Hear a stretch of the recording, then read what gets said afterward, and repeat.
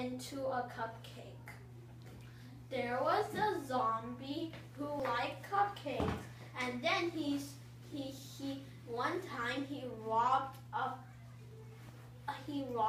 bank, and then for some reason he did not know what a dollar meant. So he just took all of them and then went to a cupcake store, and then he gave like $1,000 for like 5 cupcakes.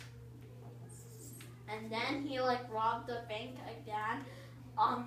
And then one day he had like 5,000 cupcakes, and then he was on a truck, and then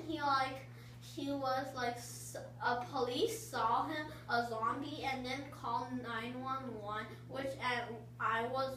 and the zombie was wondering why did a police call 911, because he wanted more police, and he told all the other police to eat cupcakes, and then when all the police came in,